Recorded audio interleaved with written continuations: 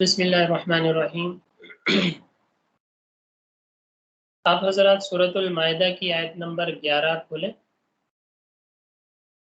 پہلے آیت نمبر 11 ہم پڑھیں گے کہ جس میں اللہ تعالیٰ نے آپ صلی اللہ علیہ وسلم کو اور صحابہ اکرام رضی اللہ تعالیٰ عنہم کو اپنی اس نعمت کے بارے میں بتایا کہ جو اس سے پہلے تھی۔ مطلب یہ کہ جس وقت تم نئے نئے مسلمان ہوئے تھے یا مدینہ منورہ جب تم لوگ آئے تو کافروں نے تمہیں طرح طرح مارنے کی کوشش کی، لیکن اللہ نے تمہیں بچا لیا۔ یہ اللہ کی نعمت تھی، اس کا تذکرہ ہے۔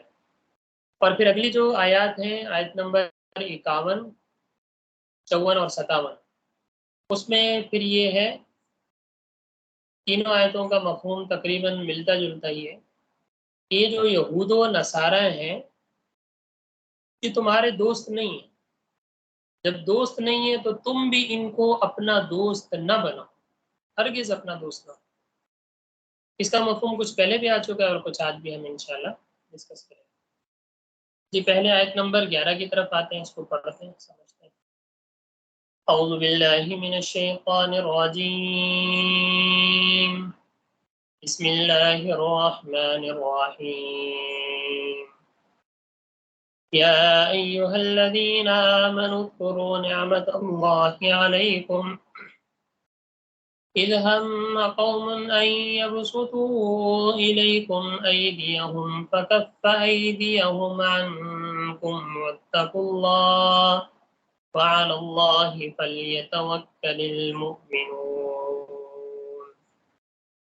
صدق اللہ العظیم۔ پہلے ترجمہ دیکھ لیں۔ یا ایھا الذین آمنوا، اے ایمان والو، اے مومنو، جیسا کہ ہمارے اس کورس کا نام بھی ہے، یا ایھا الذین آمنوا، اے ایمان والو، اذکروا نعمت اللہ، یاد کرو اللہ کی ان نعمتوں کو، علیکم جو تم پر تھیں۔ یاد کرو اللہ تعالیٰ کی ان نعمتوں کو یا ان احسانات کو جو تم پر تھے۔ اذ ہم قوم، ہم یہم مطلب ارادہ کرنا، جب ارادہ کیا قوم، ایک قوم نے۔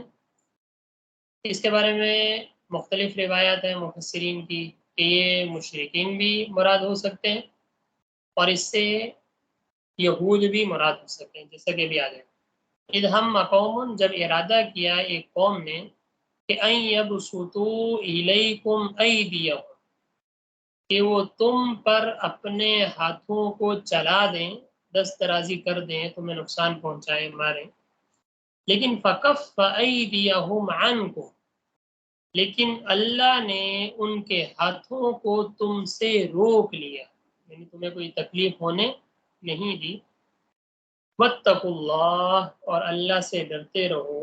وعلی اللہ فلیتوکل المؤمنون، اور اللہ ہی پر ایمان والوں کو بھروسہ کرنا چاہیے۔ یہ سورۃ المائدہ کی آیت نمبر 11 ہے کہ جس میں اللہ تعالیٰ نے مومنین کو اور آپ صلی اللہ علیہ وسلم کو اپنی ایک نعمت یاد کروائی۔ وہ کیا نعمت یاد کروائی؟ وہ یہ نعمت تھی کہ اس وقت کو تم یاد کرو۔ اب تو اللہ تعالیٰ نے مدینہ منورہ میں تمہیں عروج دے دیا، اللہ تعالیٰ نے فتوحات دے دیں، پھر یہاں تک کہ مکہ مکرمہ بھی فتح ہو گیا، اور یہ سورت جیسے کہ میں نے عرض کیا تھا یہ آخری نزول کے اعتبار سے تقریباً آخری سورت، اس کی اکثر آیات، اکثر سورت جو ہے بالکل آخری ایام میں نازل۔ تو اس میں اللہ تعالیٰ نے ارشاد فرمایا کہ اس نعمت کو یاد کرو، وَاذْكُرُوا نِعْمَتَ اللَّهِ عَلَيْكُمْ اِذْ هَمَّ قَوْمٌ أَن يَبْسُطُوا إِلَيْكُمْ، کہ جب کہ ارادہ کیا تھا ایک قوم نے کہ وہ تم پر اپنے ہاتھ چلا دیں۔ اب اس سے کیا مراد ہے؟ اس سے مراد مختلف ہو سکتا ہے، مفسرین نے الگ الگ لکھا ہے، سب کا مفہوم ایک بھی ہو سکتا ہے۔ ایک تو یہ کہ جب آپ صلی اللہ علیہ وسلم اور مشرکین مکہ مکرمہ میں یہ لوگ تھے اور صحابہ اکرام رضی اللہ تعالیٰ عنہ نئے نئے مسلمان ہو رہے تھے، اس وقت ان مشرکین نے طرح طرح سے آپ صلی اللہ علیہ وسلم کو تکلیفیں دینے کی، صحابہ اکرام رضی اللہ تعالیٰ عنہ کو قتل کرنے کی، نعوذ باللہ آپ صلی اللہ علیہ وسلم کو قتل کرنے کی بہت کوششیں کی ان لوگوں نے، اور قتل کرنے کے علاوہ بھی تکلیفیں دی تاکہ یہ دین سے پھر جائیں، دین سے ہٹ جائیں اور آپ صلی اللہ علیہ وسلم دین کی تبلیغ نہ کریں۔ لیکن آپ صلی اللہ علیہ وسلم تو اللہ تعالیٰ کے نبی تھے، آئے اسی مقصد کے لیے۔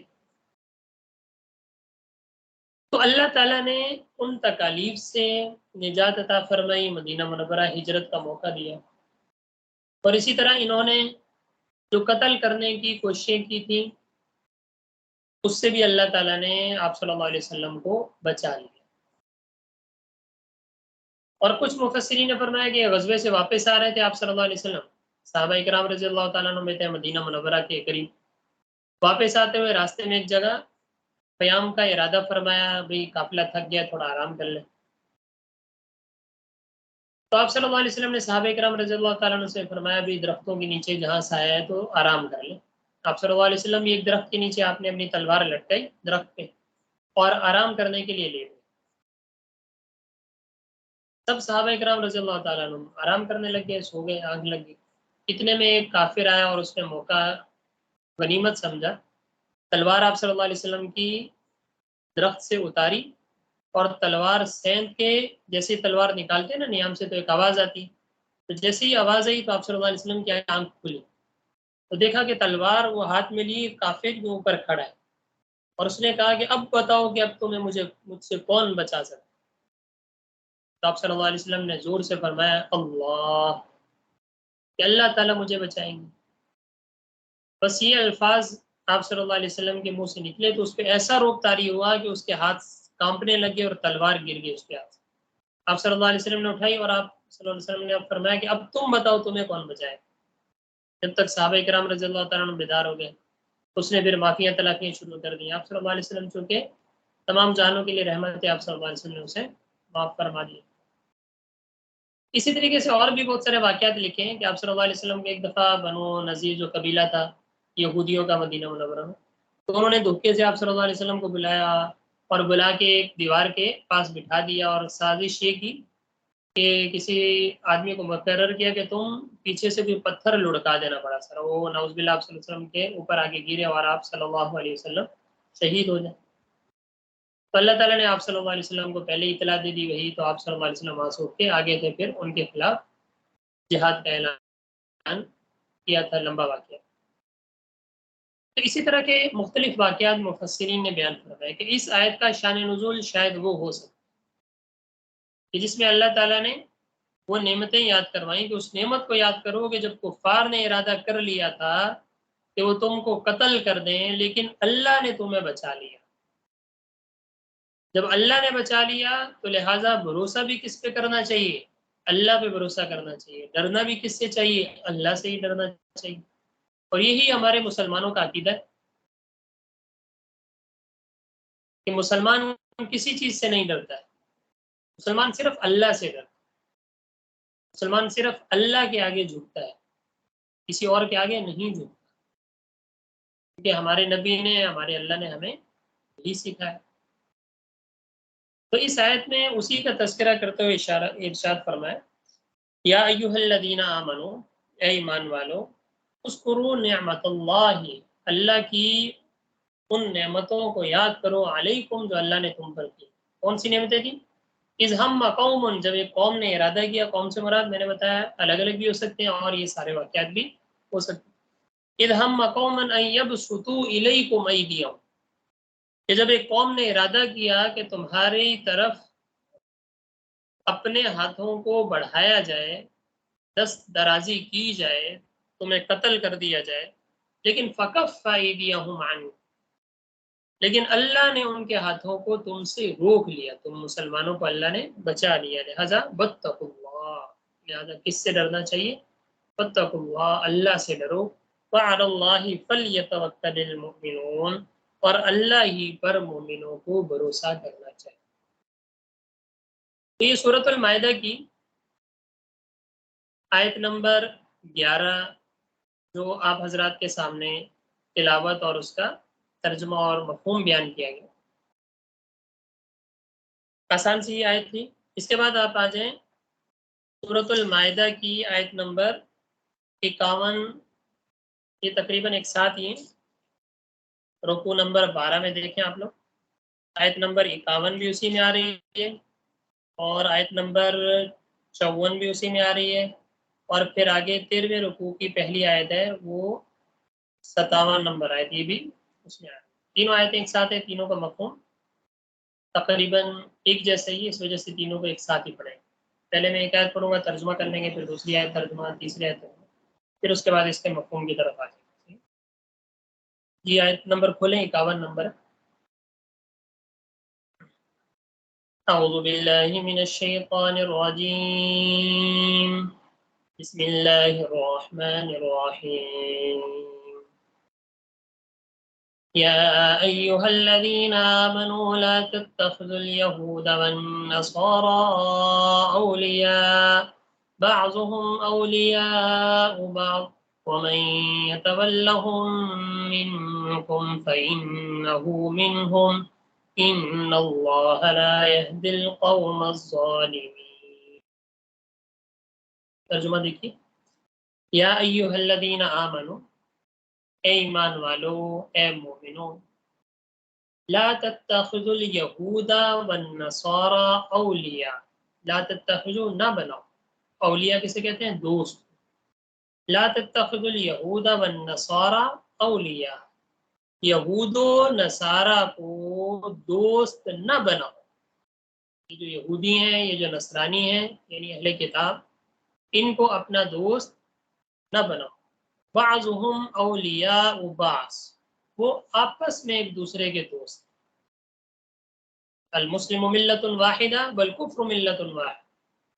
مسلمان الگ جماعت ہیں اور کفار سارے کے سارے الگ جماعت. جہاں ان کو موقع ملے گا یہ سارے یہود و نصارہ، مشرکین، کافر، یہ سب یکجا ہو کر مسلمانوں کے خلاف کھڑے ہو جائیں، جہاں بھی ان کو جب بھی موقع ملے. دیکھ لیں جو ہماری دنیا کے حالات ہیں موجودہ دور میں. بعضهم اولیاء و بعض، یہ ایک دوسرے کے دوست. یہ پورا نیٹو ہے ان کا، پورا جال ہے، پورے ایک دوسرے کے دوست، واپس میں ایک دوسرے کے دوست ہیں. وَمَن يَتَوَلَّهُم مِّنكُمْ، اور جو کوئی تم میں سے ان سے دوستی کرے گا، فَإِنَّهُ مِنْهُ، بے شک یہ بھی ان میں سے ہوگا کسی نہ کسی طریقے سے.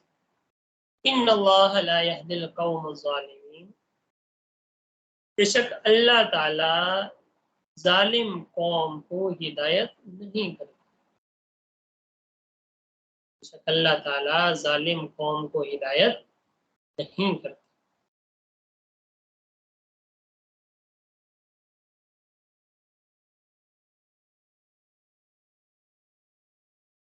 تو اس آیت میں دیکھیں،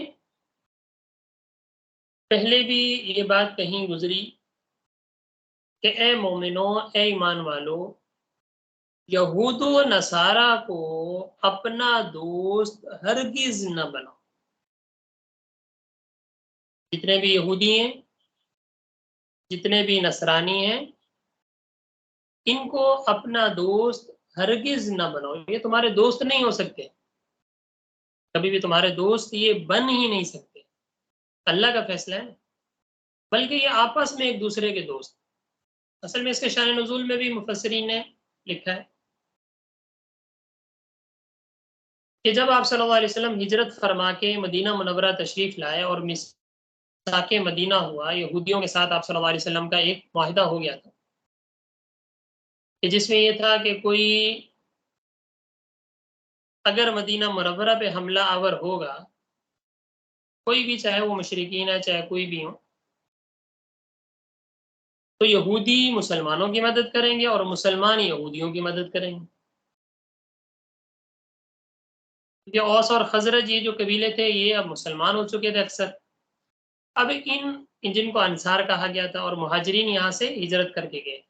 دیکھیں مہاجرین ان کو کہا جاتا ہے جو مکہ مکرمہ سے ہجرت کر کے مدینہ منورہ تشریف لے کے گئے، اور انصار ان کو کہا جاتا ہے کہ جو مدینہ منورہ میں پہلے سے مسلمان آباد تھے. یہ اوس اور خزرج قبیلے تھے جو پرانے تھے مدینہ کے، انہوں نے اسلام قبول کیا تھا.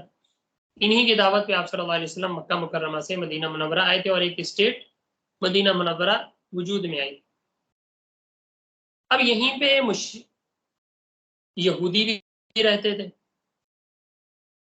اور یہودی بھی اصل میں یہ آ کے آباد، اصل تو ان کا وطن وہی ہے اسرائیل اس طرف، لیکن یہ یہاں آ کے بھی آباد اس وجہ ہوئے تھے کیونکہ ان کی کتابوں میں لکھا ہوا تھا کہ آخری نبی جو ہے وہ ایسی جگہ پہ آئیں گے جس کی یہ نشانیاں ہوں گی، کھجوروں کے باغات ہوں گے، کھجوروں کی وہ زمین ہوگی، یہ ساری نشانیاں ان یہودیوں نے مدینہ منورہ میں دیکھی تھیں، جس کا پرانا نام یثرب تھا۔ اسی وجہ سے یہاں کے مدینہ منورہ قیام فرمایا تھا کہ آپ صلی اللہ کہ آخری نبی جب بھی آئیں گے تو ہم ان پہ ایمان لے آئیں گے۔ لیکن آپ صلی اللہ علیہ وسلم جب مکہ مکرمہ میں آپ صلی اللہ علیہ وسلم کو اللہ تعالیٰ نے وجود بخشا، اور اس کے بعد بھی ان یہودیوں کو، ان کے جو بڑے بڑے راہب تھے، ان کو پتہ چل گیا تھا کہ آخری نبی آ چکے ہیں، اور یہ اس کے انتظار میں تھے کہ کب آئیں اور کب ہم ان کی دعوت کو کیا کریں، قبول کریں۔ اور کافی سارے راہبوں نے آپ صلی اللہ علیہ وسلم کو پہچان بھی لیا، کافی سارے راہبوں نے، جس طرح کہ آپ صلی اللہ علیہ وسلم کی عمر جب 12 سال ہوئی، آپ صلی اللہ علیہ وسلم اپنے چچا کے ساتھ تجارت کے لیے گئے، تو وہاں ایک یہودی نے آپ صلی اللہ علیہ وسلم کا جیسے چہرہ دیکھا تو اس نے کہا کہ یہ عام انسان کا چہرہ نہیں ہے، اور پھر جب مہر نبوت دیکھی تو اس نے کہا تھا کہ یہ نبی ہوں گے، یہ آخری نبی یہی ہے، اور میں اگر زندہ رہا ان کی نبوت تک تو میں ان پہ ایمان بھی لاؤں گا۔ تو ایسی نشانیاں تھیں جو ان یہودیوں کو سب کو پہلے سے معلوم تھی، اسی وجہ سے یہ مدینہ منورہ آ کے آباد بھی ہو گئے تھے۔ لیکن جب آپ صلی اللہ علیہ وسلم کے بارے میں ان کو پتہ چلا کہ آپ صلی اللہ علیہ وسلم فلاں خاندان سے ہیں، تو یہاں پہ ان کی تھوڑی سی ان کو ہوا یار یہ تو باقی سارے انبیاء ادھر سے آئے ہیں اور یہ دوسرے نسب سے آئے ہیں، لہٰذا اس وجہ سے ان لوگوں نے کیا کر دیا تھا، ہٹ درمی کی وجہ سے ان لوگوں نے ماننے سے انکار کر دیا تھا، ورنہ سب کو پتا تھا کہ یہی آخری نبی۔ تو آپ صلی اللہ علیہ وسلم جب ہجرت فرما کر مدینہ منورہ تشریف لائے، اوس اور خزرج وہ مسلمان ہو چکے تھے تقریباً، اور یہ یہودی بھی آباد تھے، تو اس وجہ سے ان کے درمیان آپ صلی اللہ علیہ وسلم کا معاہدہ ہوا کہ ہم مدینہ منورہ کے رہائشی، لہٰذا کوئی بھی اگر باہر سے ہم پہ حملہ ہوتا ہے تو یہودی ہماری مدد کریں گے اگر ہم پہ حملہ ہوا، اور اگر ان پہ حملہ ہوا تو ہم ان کی مدد کریں گے۔ کچھ عرصے تک تو اس معاہدے کی پاسداری یہودیوں نے کی، لیکن پھر اس کے بعد جیسے یہ خاص طور پہ جب غزوہ احد ہوا ہے، بلکہ غزوہ احد کے بعد غزوہ جب خندق ہوا ہے، احد کے بعد سے ان کی سازشیں شروع ہو گئی تھیں، جو کہ غزوہ احزاب میں کھل کے سامنے آئیں، جب انہوں نے پیغامات لکھے مشرکین کو کہ تم ایسا کرو، ہم پہ یہاں پہ حملہ کرو، ہم تمہارا ساتھ دیں۔ تو جب یہ باتیں آپ صلی اللہ علیہ وسلم کے اوپر ظاہر ہوئیں اور آپ صلی اللہ علیہ وسلم کو وحی کے ذریعے بتایا گیا، تو پھر آپ صلی اللہ علیہ وسلم نے ان سے دوستی، جو دلی دوستی ہے، وہ رکھنے سے منع فرما دیا، کیونکہ ویسے آنا جانا تھا تو معاہدہ تھا، یہ بھی مدینہ میں منورہ میں تھے، اور یہ جو صحابہ تھے انصار، یہ بھی چونکہ پرانے مدینہ کے ہی تھے، تو دوستی یاری تو تھی، تو یہ اسلام لے آئے، وہ لوگ اسلام نہیں لائے تھے، تو ٹھیک ہے، اس وجہ سے دوستانہ تعلقات تھے، لیکن اس کا انہوں نے غلط استعمال کیا کہ انہوں نے جاسوسی کے طور پہ استعمال کیا اپنے تعلقات، تو اس وجہ سے اس آیت میں پھر منع فرما دیا گیا کہ یہود و نصارہ سے دلی دوستی کرنا جائز نہیں۔ ہاں باقی ظاہری معاملات ہیں خرید و فروخت کے، جیسا کہ میں نے پہلے بھی عرض کیا تھا، وہ کر سکتے ہیں ان کے ساتھ، لیکن دلی دوستی رکھنا، ان کو اپنا آئیڈیل بنا لینا، ان کے ساتھ اپنی راز کی باتیں شیئر کرنا شروع کر دینا، کوئی ایسی چیز کرنا کہ جس کی وجہ سے مسلمانوں کے اوپر کوئی مصیبت پیش آ جائے، اس سے آپ صلی اللہ علیہ وسلم نے، بلکہ اس آیت میں اللہ تعالیٰ نے منع فرمایا۔ اور اس واقعے کے بعد پھر کافی سارے صحابہ کرام رضی اللہ تعالیٰ نے بالکل ہی تعلق کیا کر دیا تھا، ختم کر دیا تھا، اور کچھ نے برقرار رکھا، لیکن وہ والا تعلق نہیں تھا جو دلی دوستی والا ہو، ظاہری لحاظ سے تعلق رکھنا ہے تو رکھا جائے۔ باقی 6 ہجری تک تو پھر ان یہودیوں کو مدینہ سے ہی در بدر کر دیا گیا تھا، یہ پھر خیبر کی طرف جا کے آباد ہو گئے، تو اور پھر اینڈ میں وہیں سے بھی ان کو جزیرہ عرب سے ان کو کیا کر دیا گیا تھا، نکال دیا۔ کیونکہ ایک تو ہے دیکھو کافر، ظاہری طور پہ کافر ہیں، صحیح ہے ہر لحاظ سے، کوئی مسئلہ نہیں، ہمیں پتہ ہے کہ یہ مسلمان نہیں، اور ایک ہے اہل کتاب، اہل کتاب جس طرح یہودی اور نصرانی، یہ تورات زبور ان پہ نازل ہوئی، انجیل نازل ہوئی عیسیٰ علیہ السلام پر، تو یہ ظاہری طور پہ اپنے آپ کو مسلمان سمجھتے ہیں، لیکن چونکہ اب اسلام آ گیا تو اب اسلام آنے کے بعد اب آپ صلی اللہ علیہ وسلم پر اور قرآن مجید پر ایمان لانا ضروری ہے۔ اگر یہ اب بھی اپنی کتاب پہ برقرار رہیں گے تو یہ مسلمان نہیں ہے، لیکن یہ زیادہ خطرناک ہے، کیونکہ ایک تو ہوتا ہے نا ہم جیسا بندہ ہے، مسلمان ہے، ٹھیک ہے، ایک ہے پتہ ہے ہمیں یہ کافر ہے، مشرک ہے، ظاہری طور پہ ہمیں پتہ ہے کافر ہے، لہٰذا ہم اس کو پہچانتے ہیں، اور دوسرا ہوتا ہے اپنے آپ کو مسلمان ظاہر کرتے ہوئے پھر منافقت کرنا، یہ زیادہ خطرے کی بات ہوتی ہے۔ جس طرح قادیانی ہے نا، قادیانی کو بھی تو ہم اسی وجہ سے کافر بلکہ مرتد قرار دیتے ہیں نا، کہ ظاہری طور پہ اپنے آپ کو مسلمان شو کر کے اندر سے مسلمانوں کو نقصان پہنچاتے ہیں۔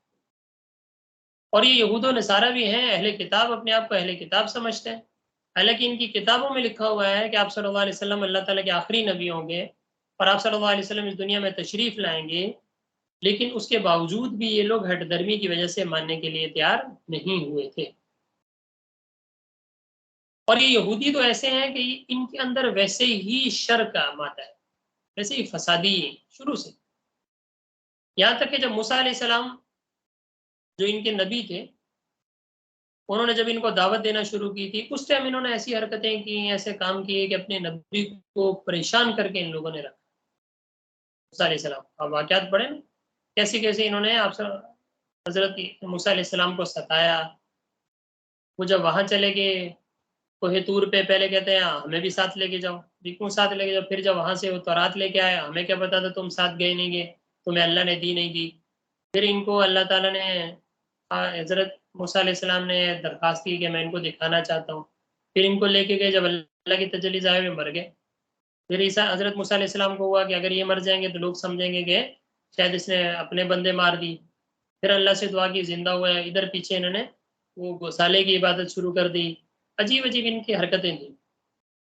اور پھر ان کے اوپر جب منہ سلوہ نازل ہوا اتنے سال تک، اس کے بعد جی ہمیں تو اب پیاز چاہیے، جس طرح کے سورۃ البقرہ میں اس کا آیت تذکرہ ہے سارا 6-7 رکوع میں، کہ ہمیں پیاز چاہیے، لہسن چاہیے، یہ چاہے، ہم یہ جنت کے کھانے کھا کھا کے تھک گئے۔ تو جب ان سے کہا کہ یہ سامنے شہر ہے، تم جا کے جہاد کرو، بس تم نے صرف جانا ہے، اللہ خود ہی فتح کر دے گا، نہیں ہمیں تو لڑنے سے ڈر لگتا ہے، تم ایسا کرو موسیٰ علیہ السلام اور تم دونوں چلے جاؤ بھائی، اور جب لڑائی لڑ کے تم ختم ہو جائے گا نا پھر ہمیں بلا لینا۔ ایسی ایسی ان کی حرکتیں، اللہ معاف فرمائے۔ تو اس ٹائم سے یہ ایسی حرکتیں رہی ہیں ان کی، بڑے سخت لوگ رہے۔ اور جب پھر آپ صلی اللہ علیہ وسلم کے زمانے میں اس ٹائم انہوں نے حرکتیں کی اور اپنی سازشوں سے باز نہیں آئے، یہاں تک کہ ان کو پھر مدینہ منورہ سے پہلے نکالا گیا، 3 ان کے بنو قریظہ، بنو نذیر اور ایک اور قبیلے یہ مدینہ منورہ میں آباد تھے، پھر ان کو خیبر کی طرف بدر کیا گیا، نکالا گیا، اور پھر جب وہاں بھی ان کی سازشیں ختم نہیں ہوئی تو پھر 7 ہجری میں وہاں پہ جہاد ہوا، اور پھر ان کو جزیرہ عرب سے کیا کر دیا گیا تھا، نکال دیا۔ اور اس کے باوجود بھی اللہ نے فرمایا کہ یہ یہود و نصارہ تمہارے کبھی دوست نہیں ہو سکتے، یہود و نصارہ تمہارے کبھی بھی دوست ہو ہی نہیں سکتے۔ جب ہو ہی نہیں سکتے تو لہٰذا ان کے ساتھ ایسی دلی دوستی رکھنا کہ جو الٹا تمہیں نقصان کا سبب بن جائے، یہ جائز نہیں، دوستی رکھنا جائز ہی نہیں۔ یا ایھا الذین آمنوا لا تتخذوا اليہود والنصارى اولیاء، اے ایمان والو یہود و نصارہ کو دوست نہ بناؤ، بعضهم اولیاء بعض، یہ آپس میں ایک دوسرے کے دوست ہیں، جہاں بھی مسلمانوں کے خلاف بات آ جائے گی سارے متحد ہو جائیں گے۔ دیکھ لیں موجودہ دور کے حالات، دیکھ لیں، مسلمان صرف الگ الگ ہیں، مسلمانوں کے ممالک الگ الگ ہیں، باقی جہاں ان کو دیکھا جائے 40 ممالک کا اتحاد ہے کافروں کا، اور جہاں ہلکا سے ان کو کوئی کانٹا بھی چبھ جاتا ہے، مسلمانوں کے ملک اجاڑ کے رکھ دیے ان لوگوں نے، اور ان کے سر فہرست کون ہے؟ یہی یہودی لوگ۔ آپ کے عراق میں دیکھیں، آپ کے شام میں دیکھیں، آپ کے فلسطین میں دیکھیں، آپ کے دیگر جگہوں پہ دیکھیں، آپ کے افغانستان میں دیکھیں، سب ان لوگوں کے کیے درد ہیں نا ساری چیز۔ تو اے ایمان والو یہود و نصارہ کو دوست نہ بناؤ، یہ آپس میں ایک دوسرے کے دوست ہیں۔ وَمَن يَتَوَلَّهُم مِّنكُمْ فَإِنَّهُ مِنْهُمْ، اور یاد رکھو کہ جو ان سے دلی دوستی کرے گا، جو ان کی طرف بڑھے گا، جو ان کو اپنا دوست بنائے گا، وہ بھی انہی میں سے۔ اب جس کو اپنا آئیڈیل بناؤ گے تو آپ بھی انہی میں سے ہو جاؤ گے نا. من تشبہ بقوم فہو منہ، کہ جو آدمی کسی اور قوم کی مشابہت اختیار کرے گا وہ بھی انہی میں سے ہو جائے گا. اس طرح آگے آ رہے ہیں نا ابھی یہ 9-10 محرم، اللہ ان لوگوں کو سمجھ عطا فرمائے کہ ہمارے نبی نے تو یہ پیغام نہیں دیا، امام حسین نے تو یہ پیغام نہیں دیا، حضرت علی نے تو یہ پیغام نہیں دیا. جو حرکتیں ہم لوگ کر رہے ہوتے ہیں کسی نے بھی ایسا نہیں دیا پیغام. اب یہ لوگ ایسی حرکتیں کرتے ہیں. اب اگر کوئی ان دنوں میں اس طرح کی حرکتیں کرے، ان کے ساتھ شریک ہو، ان کے ساتھ شامل ہو، ان کی مشابہت اختیار کرے، تو حدیث میں آتا ہے من تشبہ بقوم فہو منہ، تو کسی قوم کی مشابہت اختیار کرے گا اس کا حشر بھی انہی میں سے ہوگا، وہ بھی اسی طرح سمجھا جائے. اسی طریقے سے اگر یہود و نصارہ کو اپنا آئیڈیل بناؤ گے، ان سے دوستی رکھو گے، تو تمہارا بھی شمار انہی میں سے ہو کہ تم بھی وہی کام کر رہے جو وہ کر رہے ہیں.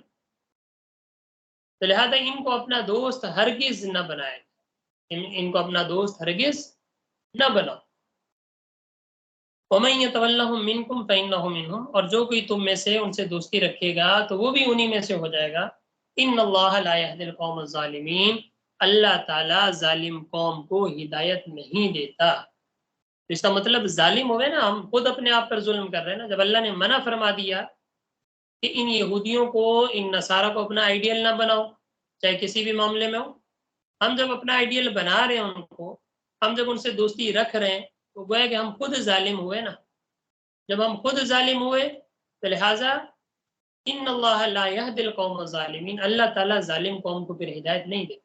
جب عقل ماری جائے نا، مت ماری جائے، سمجھ ہی نہ ہے کہ اللہ ہمیں کیا حکم دے رہا ہے، اللہ کے نبی ہمیں کیا حکم دے رہے ہیں، پھر جو کرنا ہے کرو، پھر جو آپ نے سوچنا ہے سوچو.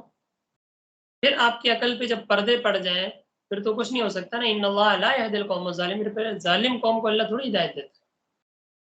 اللہ تعالیٰ بھی تو اس قوم کی حالت بدلتا ہے نا جو خود اپنی حالت بدلنا تو چاہے نا. اگر خود آپ کا ارادہ صحیح ہونے کا ہے ہی نہیں تو دنیا کی بھلے ساری طاقت لگ جائے آپ کو صحیح نہیں کر سکتے. آپ چاہتے ہیں جی میں دیندار بن جاؤں، میں 5 وقت کا نمازی بن جاؤں، میں پرہیزگار بن جاؤں، لیکن ہم خود تیار نہیں ہیں. یہ جس سے ملے حضرت دعا کریں میں اچھا آدمی بن جاؤں، جس سے ملے آپ کوشش کریں، بھلے ٹیچر زور لگا لیں، سارے زور لگا لیں، جب تک ہم خود ارادہ نہیں کریں گے اس وقت تک کوئی بھی دنیا کی طاقت ہمیں سیدھا نہیں کر سکتی.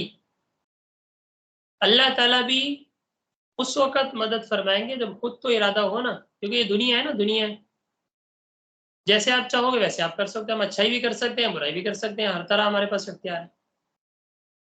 لیکن جب انسان اچھا بننا چاہے تو اس کے بعد پھر اللہ تعالیٰ اس کو ہدایت دیتے ہیں. حضرت ڈاکٹر عبدالحی عارفی صاحب اللہ تعالیٰ ان کے درجات بلند فرمائے، حضرت شیخ صاحب فرماتے ہیں کہ ان کی مجلس میں کسی آدمی نے سوال کیا، اس نے کہا کہ بھئی جب قیامت آئے گی، حشر ہو رہا ہوگا، تو ہم تو اللہ تعالیٰ سے کہہ دیں گے بھئی یا اللہ آپ نے ہمیں ایسے وقت میں دنیا میں بھیجا تھا، ایسی قوموں میں ہمیں بھیجا تھا کہ معاشرہ ہی سارا بگڑا ہوا تھا، معاشرہ ہی سارا خراب تھا، ہر طرف گناہ ہی گناہ تھے، ہر طرف بد نظری تھی، ہر طرف جھوٹ تھا، ہر طرف غیبت تھی، ہر طرف چغلی تھی، ہر طرف گناہوں کا انبار تھا. ہم کیسے بچ سکتے تھے گناہوں سے؟ آپ ہمیں صحابہ کے دور میں بھیج دیتے ہم بھی متقی ہوتے، تو ہمارا تو کوئی قصور نہیں. تو سر ڈاکٹر عبدالحی عارفی صاحب رحمۃ اللہ علیہ انہوں نے فرمایا یار تمہارا سوال تو بڑا معقول ہے کہ واقعی تم ایسے دور میں پیدا ہوئے تھے کہ ہر طرف گناہ ہی گناہ تھے، کیسے ہم اپنے آپ کو بچا سکتے. لیکن پھر فرمایا کہ اگر اللہ تعالیٰ آگے سے یہ پوچھ لیں کہ ٹھیک ہے میں نے تمہیں ایسے دور میں پیدا کیا تھا جہاں ہر طرف گناہ ہی گناہ تھے، گناہوں کے انبار تھے، غیبت تھی، چغلی تھی، جھوٹ تھا، خیانت تھی، دھوکہ تھا، تو تم کچھ اور نہیں کر سکتے تھے. جب میں نے ایسے دور میں پیدا کیا تھا تو بچانے والا بھی کون تھا؟ میں تھا نا. تم کم سے کم مجھ سے دعا تو مانگتے کہ اللہ آپ نے ایسے دور میں ہمیں پیدا فرمایا، ہر طرف گناہ ہی گناہ ہے، ہمیں سمجھ دے، ہمیں ہدایت دے. تو جب تم مجھ سے دعا مانگتے تو میں تمہیں بچاتا نہیں کیا؟ اس کا مطلب تم نے خود ارادہ نہیں کیا.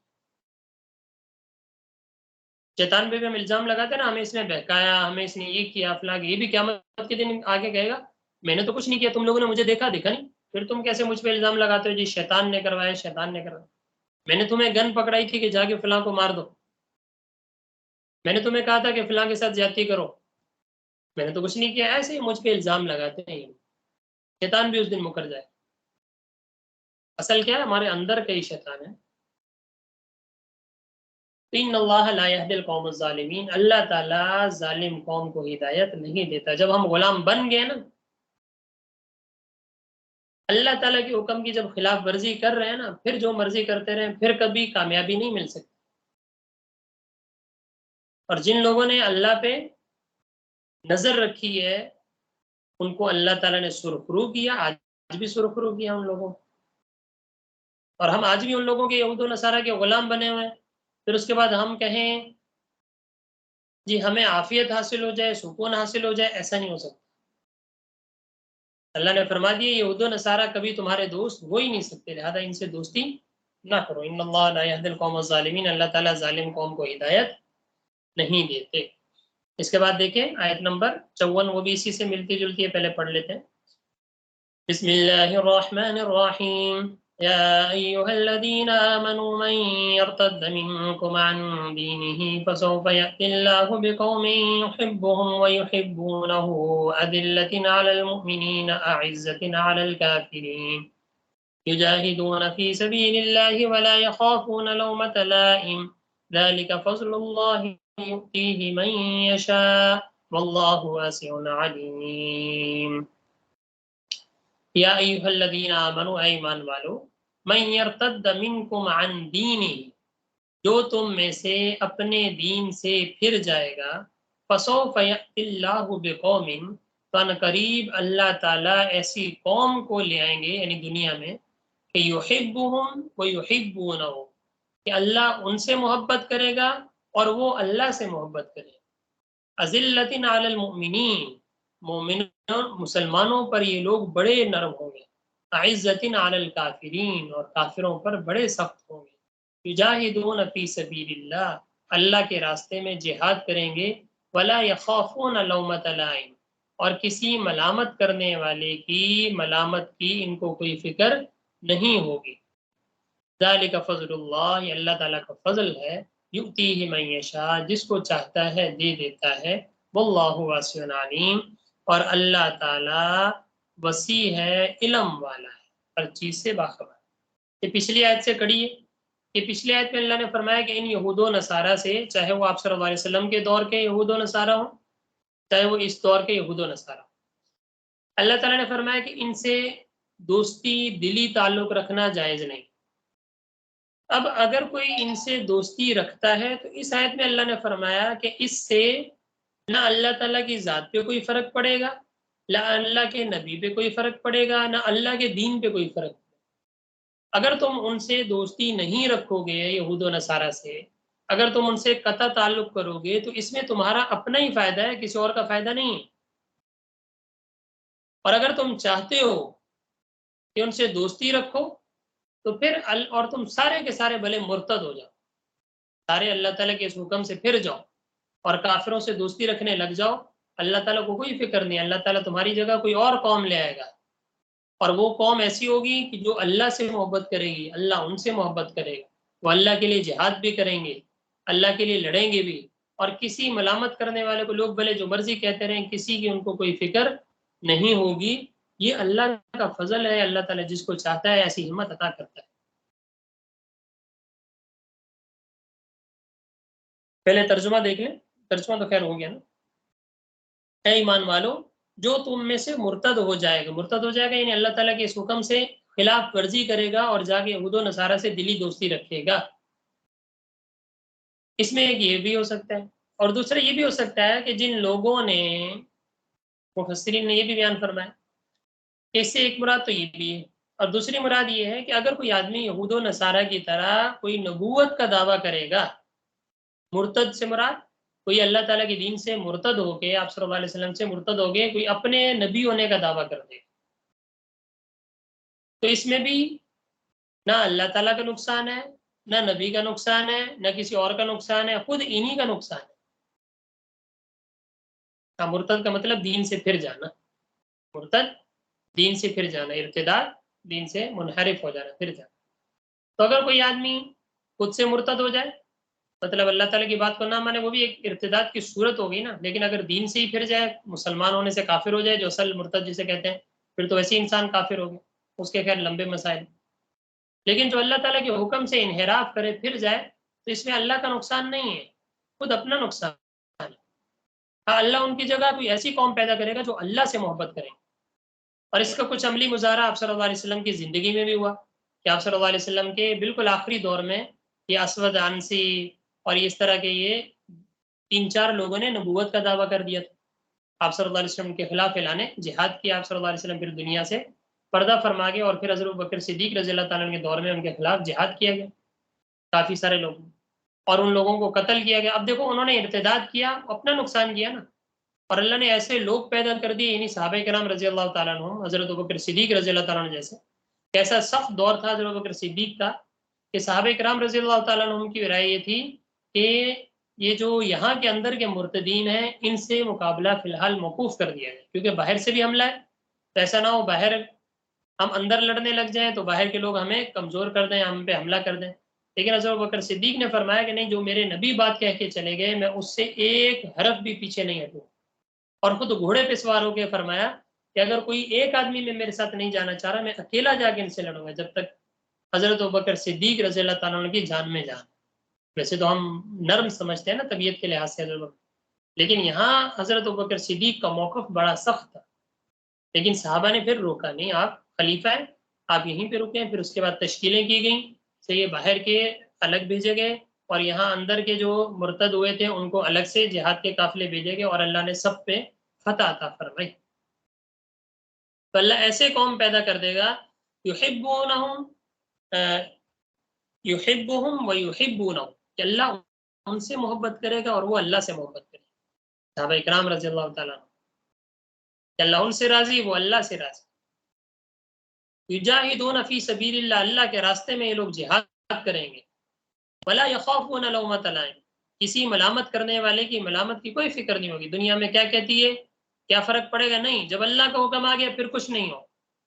جب اللہ نے کہہ دیا یہود و نصارے سے دوستی نہ کرو، پھر جی ہماری معیشت تباہ ہو جائے گی، پھر جی ہمارا ملک تباہ ہو جائے گا، اس کی کوئی فکر نہ کرو۔ ولا یخافون لومۃ لائم، کسی کی فکر نہیں ہونی چاہیے۔ اگر فکر کرو گے تو پھر اللہ تعالیٰ تمہیں پکڑے گا۔ جن لوگوں نے فکر نہیں کی موجودہ دور میں دیکھ لیں، سرخرو ہو گئے، اور جو آج بھی اسی فکر میں پڑے ہوئے آج بھی ذلیل ہو رہے نا۔ ہم پاکستانی دیکھیں، آج تک انہی کے قرضوں کے تلے دبے ہوئے ہیں، آج تک انہی کے معاہدوں کے تحت چل رہے ہیں۔ کسی کی ولا یخافون لومۃ لائم، اللہ ایسی قوم پیدا کرے گا کہ جس کو کسی کی ملامت کی کوئی پرواہ نہیں ہوگی۔ ذالک فضل اللہ، یہ اللہ تعالیٰ کا بڑا فضل ہے، یؤتیہ من یشاء، جس کو چاہتا ہے اللہ تعالیٰ یہ فضل دیتے ہیں، ہر کسی کو یہ اللہ تعالیٰ مرتبہ نہیں دیتے۔ اللہ تعالیٰ وسیع ہے اور جاننے والا۔ تیسری اگلی آیت بھی دیکھ لیں، آیت نمبر 57، وہ بھی اسی کے ساتھ ملتی جلتی ہے۔ بسم اللہ الرحمن الرحیم، یا ایہا الذین آمنوا لا تتخذوا الذین اتخذوا دینکم ہزوا ولعبا من الذین اوتوا الکتاب من قبلکم والکفار اولیاء واتقوا اللہ ان کنتم مؤمنین وَإِذَا نَادَيْتُمْ إِلَى الصَّلَاةِ اتَّخَذُوهَا هُزُوًا وَلَعِبًا ذَلِكَ بِأَنَّهُمْ قَوْمٌ لَا يَعْقِلُونَ۔ ترجمہ دیکھیے، یا ایھا الذین آمنوا، اے ایمان والو، لا تتخذوا الذین اتخذوا دینکم ہزوا ولعبا، لا تتخذوا، نہ بناؤ ان لوگوں کو، اتخذوا دینکم، جنہوں نے تمہارے دین کو ہزوا ولعبا، ہنسی اور کھیل بنایا رکھا ہے، مذاق سمجھتے ہیں مسلمانوں کے دین کے ساتھ مذاق کرتے ہیں، مسلمانوں کے نبی کے ساتھ مذاق کرتے ہیں، مسلمانوں کے نبی کی توہین کرتے ہیں، مسلمانوں کی کتابوں کی توہین کرتے ہیں۔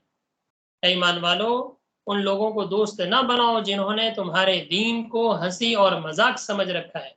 من الذین اوتوا الکتاب من قبلکم، ان لوگوں میں سے ہوں، بھلے وہ ان لوگوں میں سے ہوں جو کہ اہل کتاب ہیں تم سے پہلے اہل کتاب یعنی یہود و نصارہ وغیرہ، والکفارہ یا وہ کافر لوگوں، کیا نہ بناؤ ان کو، اولیاء دوست نہ بناؤ. دوستی سے مراد دلی دوست، آئیڈیل. واتقوا اللہ، اللہ سے ڈرو، کافروں کو دوست بنا دو. واتقوا اللہ ان کنتم مؤمنین، اللہ سے ڈرو اگر تم واقعی مومن. فَإِذَا نَادَيْتُمْ إِلَى الصَّلَاةِ، اور جب تمہیں پکارا جاتا ہے نماز کی طرف، اتخذوها هزوا ولعبا، تو یہ اس کو ہنسی اور کھیل سمجھتے ہیں. ذالک بأنہم قوم لا یعقلون، یہ اس واسطے ہیں کہ ایسے لوگ ہیں جو عقل نہیں رکھتے، سمجھ نہیں رہتی. یہ اصل میں مشرکین کے بارے میں، ان لوگوں کے بارے میں کہ جب آپ صلی اللہ علیہ وسلم کے اذان کے لیے صحابہ کرام اذان دیتے تھے، نماز پڑھتے تھے، یہ ان کے کام کیا ہوتا ہے، سیٹیاں بجانا، بازے بجانا، تالیاں بجانا، مذاق اڑانا. جس طرح کہ آج کل بھی کافی سارے جگہوں پہ دیکھنے میں آتا ہے کہ مسلمانوں کی توہین کی جاتی ہے، مسلمانوں کی عبادت گاہوں کی توہین کی جاتی ہے، مسلمانوں کے شعار کی توہین کی جاتی ہے. تو اس طرح کی جو لوگ ہیں، چاہے وہ موجودہ کافر ہیں، چاہے وہ اہل کتاب ہیں جو تم سے پہلے اہل کتاب تھے، یہود و نصارہ وغیرہ وغیرہ، یہ بھی سارے کافر. تو ان میں سے جو بھی تمہارے دین کو مذاق بناتا ہے، تو لہذا ایسے لوگوں سے دوستی ہرگز جائز ہی نہیں. واتقوا اللہ، اللہ سے ڈرو، ان کنتم مؤمنین، اگر تم واقعی مومن. تو دیکھیں یہ وہ آیات ہیں کہ جس میں اللہ تعالیٰ نے بار بار تنبیہ فرمائی ہے، اور اللہ نے واضح اعلان فرمایا کہ یہ یہود و نصارہ، یہ کافر، یہ مشرک، یہ دیگر لوگ، یہ کبھی بھی تمہارے دوست ہو ہی نہیں سکتے. جب دوست نہیں ہو سکتے تو لہذا ان سے دوستی رکھنے کے بجائے تم اپنے لوگوں سے دوستی رکھو نا. اسلامی ممالک ہیں بھی، آپس میں اپنا اتحاد مضبوط کرو نا. آپس میں لڑنے لگے ہوئے، نتیجہ کیا ہے کہ کفار ہم پہ حاوی. اس وقت جتنی مسلمانوں کی اکثریت ہے، تاریخ میں کبھی اتنی اکثریت نہیں رہی دنیا.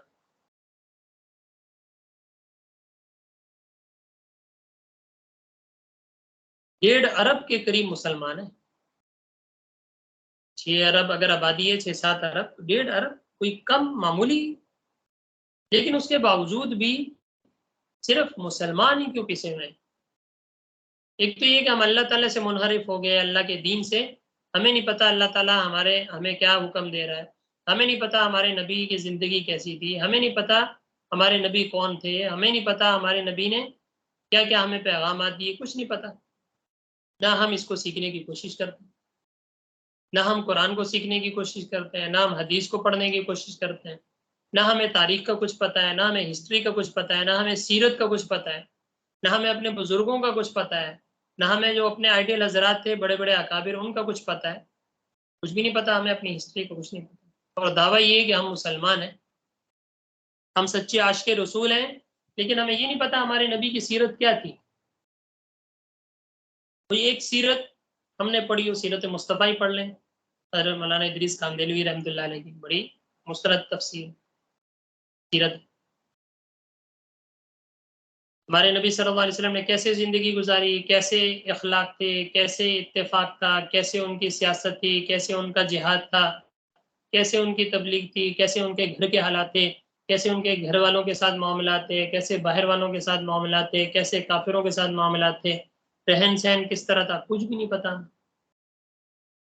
نتیجہ کیا ہے کہ ہم آج لوگ پسے آپس میں اتحاد و اتفاق نہیں. نتیجہ کہ مسلمان سارے الگ الگ ہیں اور دوسرے لوگ سارے متفق ہیں.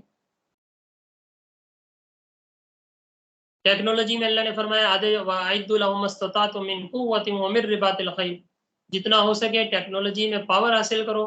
لیکن ہم لوگوں نے کیا کیا؟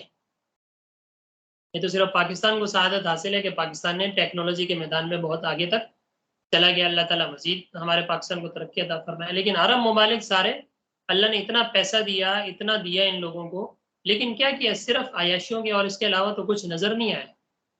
دفاعی لحاظ سے ہم لوگوں نے کیا کیا؟ کچھ بھی نہیں کیا. ہم تو آپس میں ایک دوسرے کے ٹانگ کھینچنے کے پیچھے لگے ہوئے، اور وہ کفار کا اتحاد ہے، وہ باری باری سب کو مارتا جا رہا ہے، سب کے ممالک تباہ کرتا جا رہا ہے، اور پاکستان کے پیچھے بھی کافی عرصے سے لگے ہوئے. دیوالیاں کبھی کر دیں، کبھی ان کو آپس میں لڑا دیں، کبھی فرقوں کے لحاظ ان کو لڑا دیں، کبھی لسانیت کی بنیاد پہ ان کو لڑا دیں، کبھی دیگر ممالک کے ساتھ ان کو لڑا دیں، کبھی اسلامی ممالک کے ساتھ کسی نہ کسی طریقے سے افراتفری کر کے ان کو آگے نہ دیں. اور جب سے ایٹمی پاور ہم لوگ بنے اس ٹائم سے تو زیادہ ہی پیچھے پڑا ہوا. یہ تو اللہ تعالیٰ ہمارے ان حضرات کو، بڑے بڑے جو بھی ہیں جس فیلڈ میں بھی، ان کو جزائے خیر عطا فرمائے، جو ان ساری چیزوں کو سمجھ کے ملک کو بڑے خاص نہج سے چلانا چاہ رہے ہیں، کسی نہ کسی طریقے سے بچانا چاہ رہے ہیں. ان میں ہمارے علماء اکرام کا بڑا کردار ہے. اللہ تعالیٰ ہمیں سمجھ عطا فرمائے. تو آج کا پیغام یہی ہے کہ یہود و نصارہ کو اپنا آئیڈیل نہ بنائے، مشرکین کو اپنا آئیڈیل نہ بنائے، بلکہ اللہ تعالیٰ اور اللہ کے رسول کو آئیڈیل بناؤ. اپنے گھروں میں تعلیم شروع کرو، اپنے گھروں میں سیرت شروع کرو، اپنا خود سٹڈی شروع کرو، سیرت پڑھنا شروع کریں، اپنے زندگی کے اندر یہ ساری چیزیں لانے کی کوشش کریں. اللہ تعالیٰ سے دعا ہے کہ اللہ تعالیٰ ہمیں ان تمام باتوں کو سمجھنے کی اور اس پہ عمل کرنے کی توفیق عطا فرمائے. جی اگر کوئی سوال وغیرہ ہو، ایک منٹ.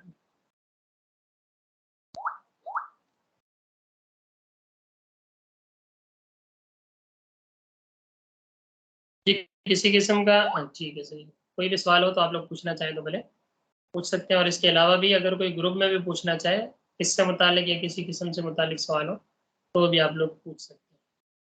اور اپنا نام لکھ دیا کریں تاکہ ایک میسیج کر دیا کریں تاکہ ہمیں پتہ چل جائے کہ کون کون جوائن ہوا، کس نے کلاس لی ہے.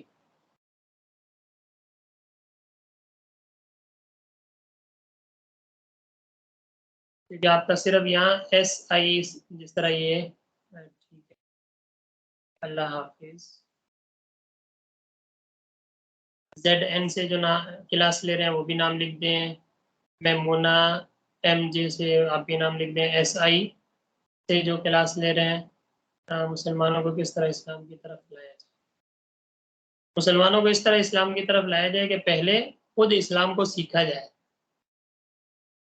اپنے اندر اپنایا جائے، خود آئیڈیل بنے، خود سیرت پڑھیں، خود ایسا. پورے مسلمانوں کو تو دیکھو نا یار، پوری دنیا کو تو ہم لوگ نہیں سدھار سکتے نا. انسان کہے کہ میں پوری دنیا کو سدھاروں، ایسا تو نہیں ہو سکتا. ہاں ہم اپنے آپ کو تو سدھار سکتے ہیں نا، اپنے آپ کو سدھاریں. جو آپ کی 6 فٹ کی یہ جو باڈی ہے، اسی کو آپ لوگ اسلامی ڈھانچے میں لے آئیں، خود آئیڈیل بنے. جب آپ آئیڈیل بنیں گے ایک وقت آئے گا دنیا آپ کو دیکھ کے سیدھا ہونا شروع ہو جائے. آپ صلی اللہ علیہ وسلم کو دیکھ کے لوگ مسلمان ہو جاتے، صحابہ کو دیکھ کے مسلمان ہو جاتے، کابرین کو دیکھ کے مسلمان ہو جائے. یہ اللہ والے لوگ ہیں، ان کی طرف. تو خود آئیڈیل بنے. سب سے پہلے خود اپنے اوپر اسلام کو لاگو کریں، انشاءاللہ پھر اپنے گھر والوں کو سکھائیں، اپنے آہستہ آہستہ محلے میں سکھائیں، اس طریقے سے جس طرح ہمارے تبلیغ والے حضرات یہ سارے کرتے ہیں. تو آہستہ آہستہ انشاءاللہ باقی جو ذرائع ہیں ان کو صحیح معنی میں استعمال کیا. یوٹیوب ہے، یہ سارے ٹیکنالوجیز ہیں، تو ان کو لوگ غلط چیزوں میں استعمال کرتے ہیں، ہم صحیح چیزوں میں استعمال نہیں کر سکتے. لوگ صحیح معنی میں استعمال کریں. اسلامی ویڈیوز آپ بنائیں، اسلامی چینل بنائیں، اس میں آڈیو بھلے ہو ویڈیو نہ ہو، آڈیو کے لحاظ سے پیغامات پہنچائیں. انشاءاللہ جتنا ہم سے ہو سکے ہم اتنی کوشش کر سکیں. جزاکم اللہ. ٹھیک ہے، اجازت چاہوں گا، اپنا خیال رکھیے گا. کل انشاءاللہ نیکسٹ کلاس کے ساتھ حاضر ہوں گے. تو آپ لوگ جاتے جاتے اپنا نام ٹیکسٹ کر دیں تاکہ آپ لوگوں کی اٹینڈنس ہو جائے. جزاکم اللہ. اللہ حافظ.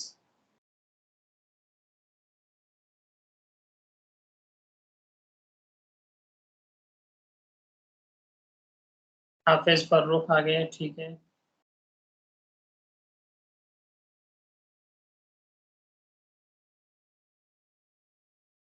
جو نام مینشن کر دیں.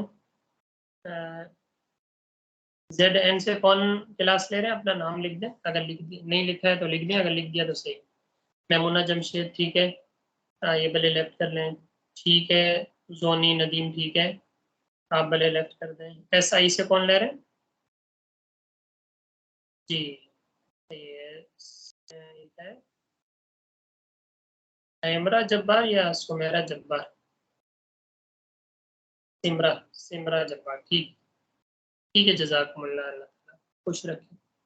اللہ حافظ.